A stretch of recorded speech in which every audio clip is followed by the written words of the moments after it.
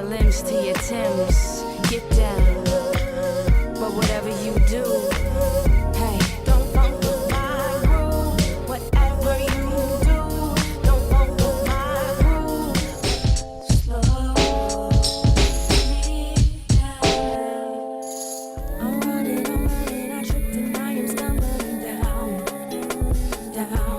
Take my hand. My name is Ayo Leilani, and I am from Toronto, Canada.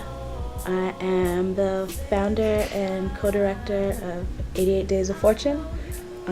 It's a music and multimedia collective in Toronto.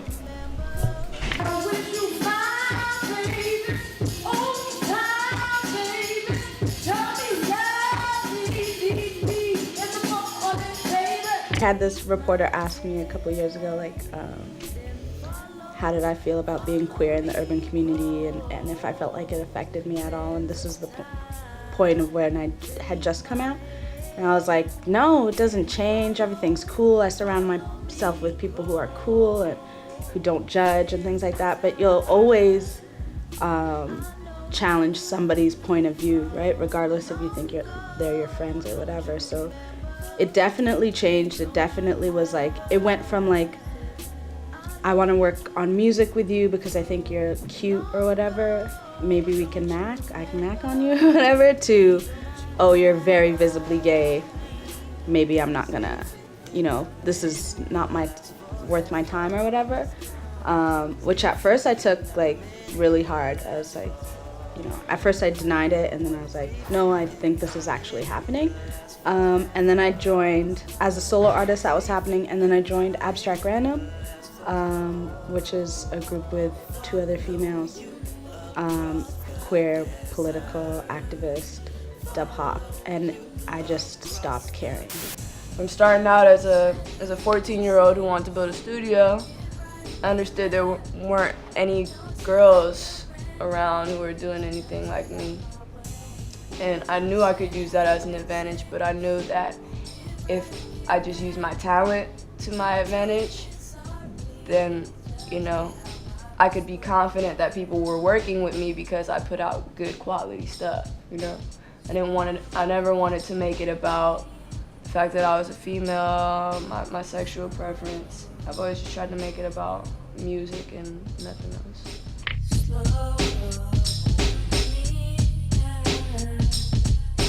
Warning signs were there, but we never cared, so I've come across a lot of gay singers, gay rappers, gay everything, and they're always a gay singer, a gay rapper. Be a singer, be a rapper, Your personal life is your personal life. So I've always tried to stand by that. You're definitely closing yourself off when you put yourself in a box. I think you come out, oh, I'm this gay something. The funny thing is, I never once said I was gay out loud. People assumed I was gay.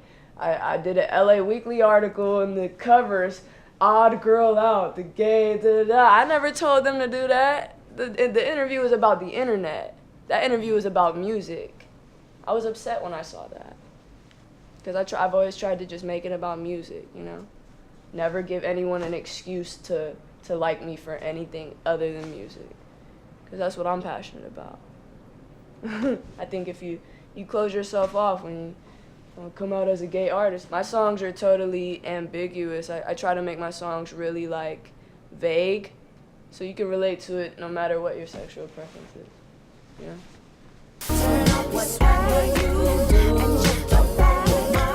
Turn up whatever you do and check your back. Let the musicians. Yeah, I mean, just have been through times of trying to adjust and be someone else for the sake of being comfortable, and then we just decided that wasn't as comfortable as we thought it was.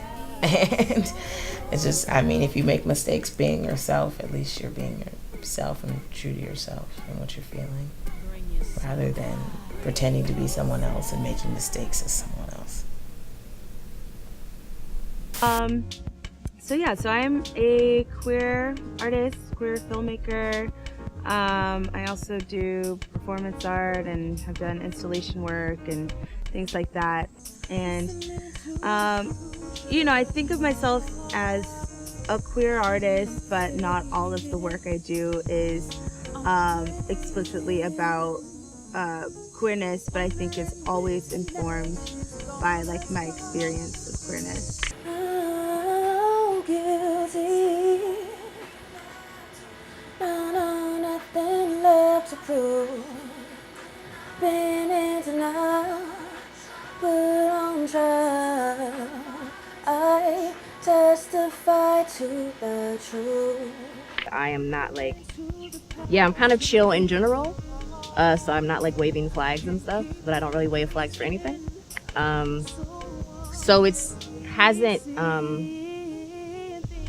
I don't know how much it has informed or influenced how I'm perceived or how I'm accepted.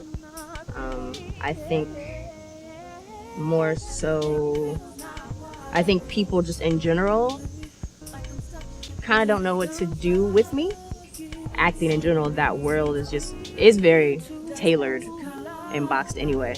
And so people of color in general, it's a very hard road for us. But I mean, we know our friend Kyria, who's going to the new school right now for theater and is doing really well, but has had to, in her program, has somebody coming in to do like white privilege workshops, like, because she's experienced so much racism just within her cohort.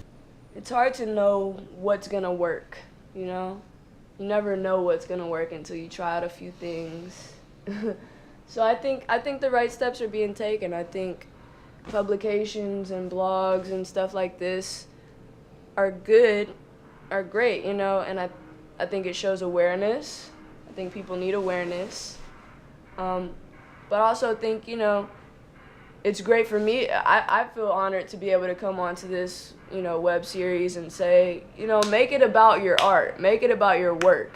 Let your work speak for itself. Don't let your sexuality speak for you, you know?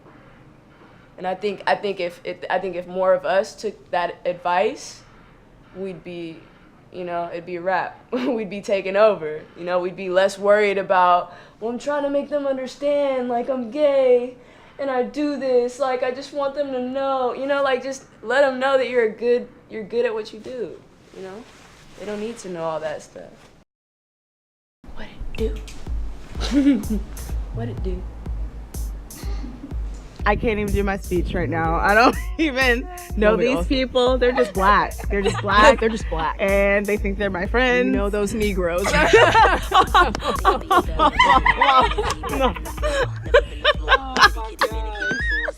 You gotta answer all the questions. I'll just sit all the here. answers. I'm Kat. I am Stas. We are THEESatisfaction. THEESatisfaction. Yes. Okay, one more time with another. On Perignon, downtown, vivid to the song. Sierra on my head when it's on. South, get the critics in the moon. Sickly, shorty is a bomb. Or the blue weave or the blonde. All of them alone. Banks pick the bank in the poem. I used to think I was fierce because I was in all the houses. I won trophies. I used to munch straight for dollars too. But see, I'm fiercer now because I got a job, I got an education.